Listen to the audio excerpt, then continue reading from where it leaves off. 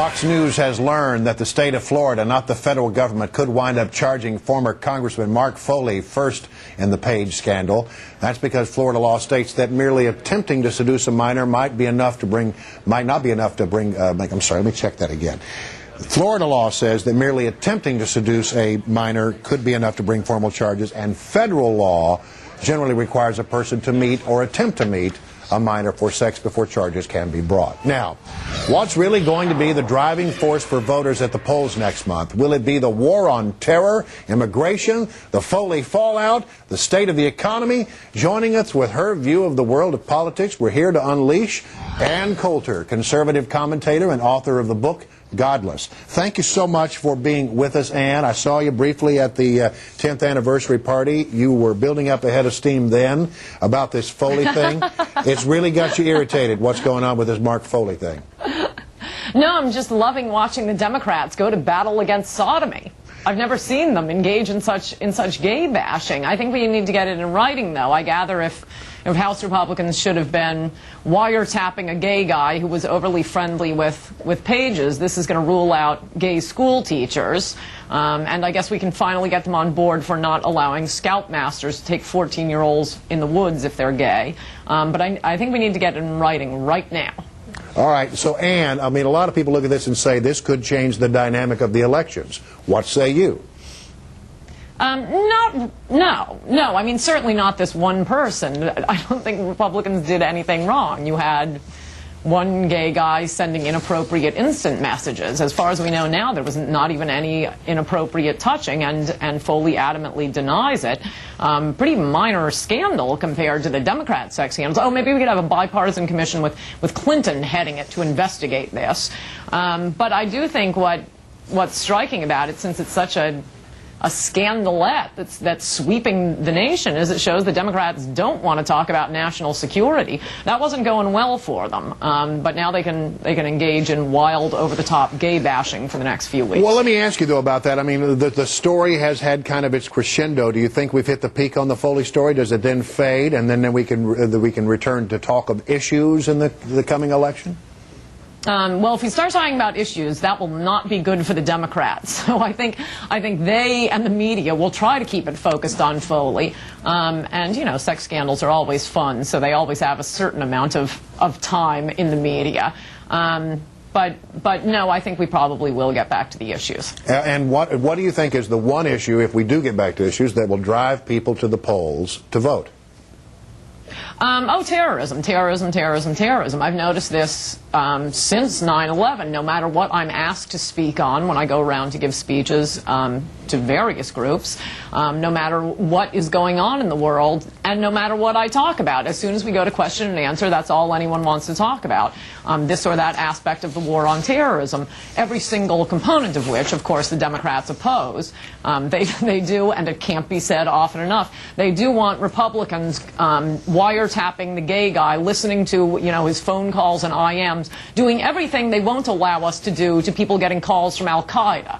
Now, we can't listen to the terrorists the way they want us listening to the gay guy in Congress. You know, about that again, this thing, I did a story this week in which I looked back at some of the scandals we've seen in the past, and I was struck about 83, and the previous Page scandal. You had a Democrat, a guy by the name of Jerry Studs, who was censured for having sex with an underage Page. You had a Republican who was censured, the name escapes me at the moment, Dan Crane, who was censured for having a sex with an underage female Page. And neither one of them, though, was kicked out of office and asked to resign. And back then, I believe it was the Democrats that were in charge of the House of Representatives. Yes, that's right. Though even in that case, there was a striking difference between how Republicans respond and how Democrats respond. I mean, as has been, I think, well discussed over the past week, Jerry Studs was defended in the Washington Post and his hometown newspapers as being the victim of a witch hunt. He came out and angrily denounced anyone questioning his consensual homosexual relationship with an underage Page whom he took on a trip to Portugal.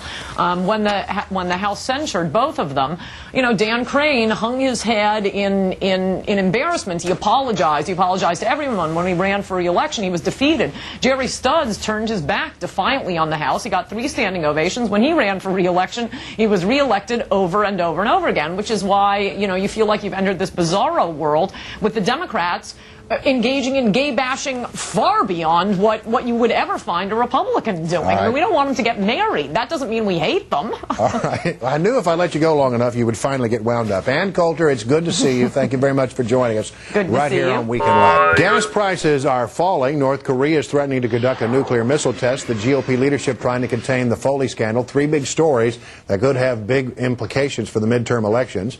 And Democratic Governor Bill Richardson of New Mexico is the former Secretary of Energy. He served at the UN, former member of Congress, uniquely qualified to talk about each and every one of these topics, and we are lucky to have him from the land of enchantment now live.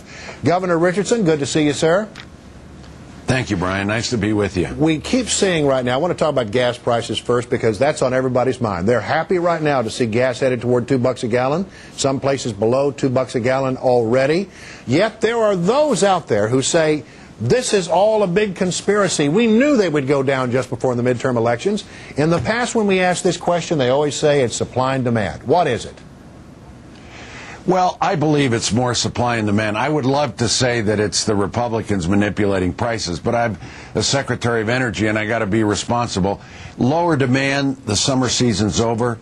Increased speculation by oil traders in the markets, that's the second reason. And the third, Brian, is OPEC countries, you know, increasing production. That lowers the price. On the other topics of the day, do you think that the UN has the will to do something about North Korea and Iran? Yes, I believe that it's reaching a point where if North Korea goes ahead with an underground test, and I believe they probably will, maybe Sunday or Monday, that for the first time, the United Nations Security Council, and the key here, Brian, is China, which has refused to pressure North Korea, will come together in a United Nations resolution that puts forth tough sanctions, increasing financial controls on North Korea's money in the Macau banks, which has been something that has squeezed the North Koreans. And secondly, perhaps a blockade, a naval blockade of military technology so they can't further develop their nuclear weapons. Again, the only option we have, I believe, is diplomacy. But at this stage, it's important to send a message to the North Koreans that it's not just the U.S. alone that is worried about them. And the key has been China, which doesn't want a bunch of North Korean refugees coming over their border and actually finding ways to pressure North Korea. China so far has refused, and the failure in our foreign policy has been that we've outsourced our foreign policy to China when we should eventually be talking to them directly.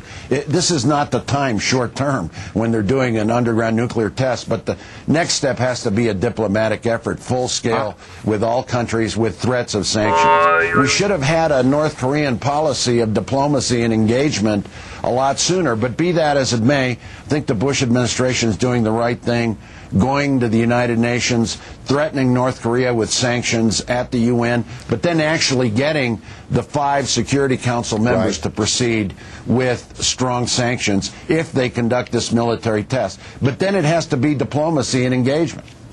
We got about 30 seconds left, and I really wanted to spend more time on this, but the Foley matter, I know everybody's political juices are flowing over this, but you're a former member of the House, and I know you love that institution. There's a part of this whole thing that's very sad, isn't it?